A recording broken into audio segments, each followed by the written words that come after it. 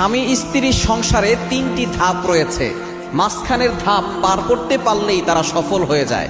প্রথম যখন স্বামী স্ত্রী একত্রিত হয় তখন তাদের ভালোবাসা অনেক বেশি থাকে, একজন আরেকজনকে মহব্বত করে অনেক বেশি। এবং নবীজি সাল্লাল্লাহু আলাইহি সাল্লাম এই সময়ের কথা নিজেই বলে দিয়েছেন, লাম তারালিল মুতাহাব্বিনা মিসলান নিকাহ, নতুন যে দম্পতি এদের ভিতরে যে ভালোবাসা, এই ভালোবাসা আমি অন্য কোথাও দেখি নাই। সুতরাং প্রথম যে ধাপ, এই ধাপে স্বামী স্ত্রীকে ভালোবাসে, স্ত্রী স্বামীকে ভালোবাসে। এরপর যখন আস্তে আস্তে সন্তান হয় তখন আস্তে আস্তে যে স্ত্রী আছে তার মেজাজ একটু খিটখিটে হয়ে যায়, কেননা বাচ্চা হওয়ার পরে, সন্তান হওয়ার পরে মেয়েরা কিন্তু আস্তে আস্তে অস্বাভাবিক কিছু আচরণ করে। অনেক সময় স্বামীরাও এভাবে কিছু অস্বাভাবিক আচরণ করে, সংসারের টেনশন হয়, সন্তানের টেনশন হয়, স্ত্রীর টেনশন হয়, তখন দুইজনের ভিতরে একটু ঝগড়া লাগে। এই মাঝখানের ধাপটা অনেকেই ডিভোর্স পর্যন্ত চলে যায়, অনেকেই মাঝখানের ধাপটা পার করতে পারে না। সন্তান যখন আস্তে আস্তে বড় হয়, তাদের যখন বিয়ে হয়ে যায়, যদি মাঝখানের ধাপ